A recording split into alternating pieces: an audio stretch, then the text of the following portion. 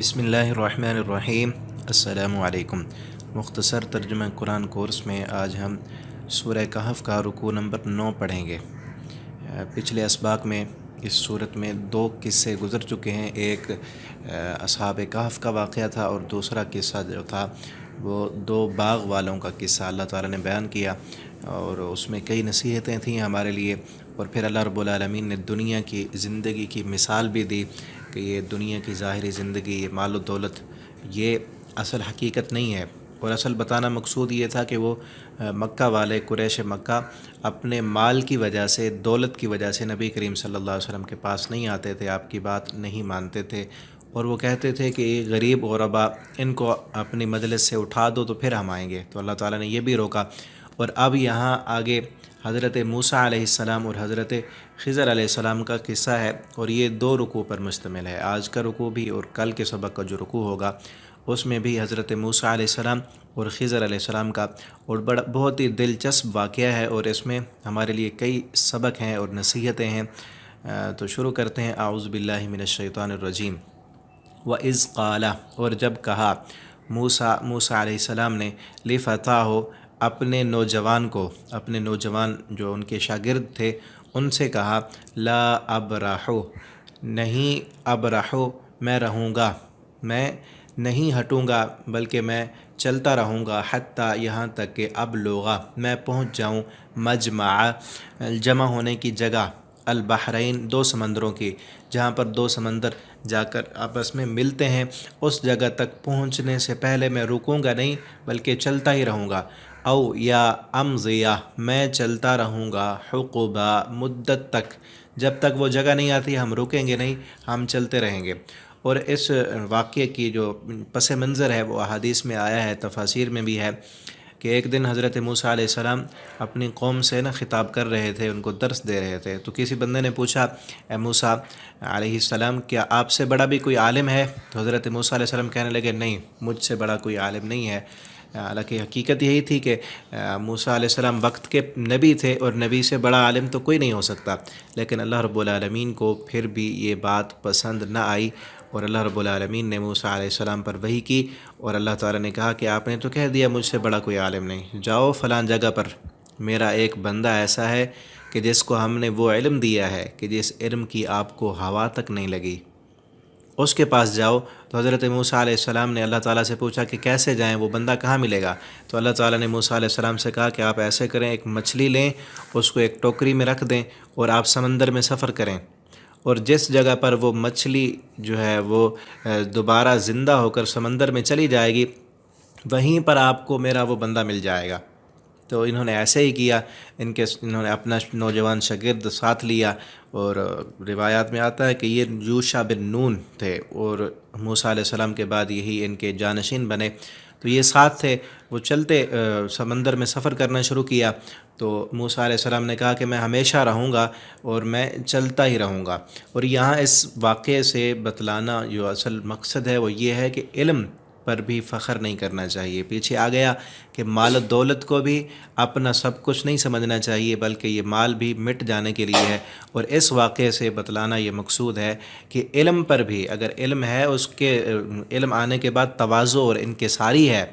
اور اللہ رب العالمین کی طرف جھکاؤ ہے تو پھر ٹھیک ہے، ورنہ اگر علم آنے پر یہ کہہ دینا کہ مجھ سے بڑا کوئی عالم نہیں اور میں ہی سب کچھ ہوں، تو یہ بات اللہ تعالیٰ کو پسند نہیں ہے۔ اس لیے اللہ رب العالمین نے یہ پورا واقعہ اس صورت میں بیان کیا، اور ہر ہفتے اس صورت کو جب پڑھیں تو یہ بات یاد رکھیں کہ علم حاصل کرنا ہے، جتنا علم بڑھتا جائے اتنی عاجزی اور انکساری بھی بڑھتی جائے۔ تو موسیٰ علیہ السلام چل پڑے، مچھلی ساتھ لی اور سمندر میں سفر شروع کر دیا، اور کہنے لگے کہ ہم ہمیشہ چلتے رہیں گے جب تک وہ جگہ نہیں آتی۔ فلما، پس جب، بلغا، وہ پہنچے، مجمع، جمع ہونے کی جگہ پر، بینہما، ان 2 سمندروں کے درمیان۔ یہ کون سی جگہ تھی یہ اس بات کی وضاحت نہیں ہے۔ تو نسیا، بھول گئے، حوتہما، اپنی مچھلی کو، فاتخذ، پس پکڑ لیا، سبیلہ، اس راستہ اس نے، فی البحر، سمندر میں، سربا، ایک سرنگ کی طرح، ایک جگہ پر جا کر وہ ٹھہرے، چٹان پر پتھر تھا وہاں پر سمندر میں، تو وہاں موسیٰ علیہ السلام سو گئے اور انہیں نیند آ گئی، اور وہ مچھلی اس ٹوکری سے نکلی اور سمندر میں چلی گئی، اور سمندر میں اللہ رب العالمین نے ایسا معجزہ دیا کہ وہ جہاں پر مچھلی گئی تھی نا وہ وہاں پر سرنگ بن گئی، پانی رک گیا، اور جیسے غار ہوتی ہے نا سمندر کے پانی میں، اس طرح غار بن گئی ایک سرنگ کی طرح۔ اور یوشع بن نون ان کے جو شاگرد تھے وہ بتلانا بھول گئے، موسیٰ علیہ السلام اٹھے اور پھر اپنا سفر شروع کر دیا، چلتے چلتے جو ہے نا وہ دن دوپہر کا وقت تھا جب سوئے تھے، پھر اٹھے اور دن کا اگلا حصہ چلتے رہے، پھر اگلی رات چلتے رہے، اور پھر اگلے دن صبح کو جا کر جو ہے نا پھر پوچھا، فلما جاوزا، جب وہ تجاوز کر گئے، وہ جگہ اس جگہ سے آگے گزر گئے، قالا، تو کہنے لگے لفتاہ، اپنے نوجوان سے، اپنے شاگرد سے، آتینا، لے آ تو غداءنا، غد کہتے ہیں صبح کو، بالغدو والآصال، اور غدا صبح کے کھانے کو بھی کہتے ہیں ناشتہ جسے ہم کہتے ہیں، کہ ہمارا صبح کا کھانا لے کر آؤ، لقد، البتہ، تحقیق، لقینا، ہم ملے ہیں، من سفرنا، اپنے سفر سے، ہاذا، یہ، نصبا، بہت تھکاوٹ، کہ ہمارے سفر نے ہمیں تھکا دیا ہے۔ ظاہر بات ہے کہ دوپہر کے اٹھے اور دن کا وہ حصہ بھی چلتے رہے اور اگلی رات بھی پوری چلتے رہے، اب صبح ہو چکی تھی اور اپنے اصل جو ٹارگٹ تھا اس سے بھی آگے پہنچ چکے تھے۔ قالا، تو اس نے کہا، شاگرد نے کہا، ارائیتا، کیا دیکھا آپ نے، جب آوینا، ہم رکے تھے، ہم اترے تھے، آوا یووی، میں نے پہلے بتایا تھا اس کا معنی ہوتا ہے کسی جگہ پر ٹھہرنا، رکنا، جب ہم رکے تھے، الی الصخرہ، چٹان پر، صخرہ کہتے ہیں چٹان کو، جب ہم اس چٹان پر ٹھہرے تھے اور سوئے تھے، فإنی، بس بے شک میں، نسیتو، میں بھول گیا، الحوت، مچھلی کو،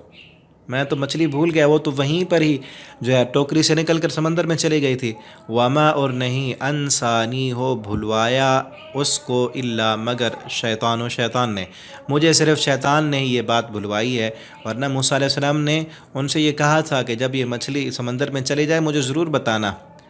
مجھے شیطان نے بھلوا دیا، ان اذکرہ، کہ میں ذکر کروں اس کا، واتخذ، اور پکڑ لیا اس نے، سبیلہ، اپنا راستہ، فی البحر، سمندر میں، عجبا، عجیب طرح کا، اس نے سمندر میں عجیب طرح کا راستہ بھی بنایا تھا، اور مجھے وہ جگہ یاد ہے۔ تو پھر کیا ہوا،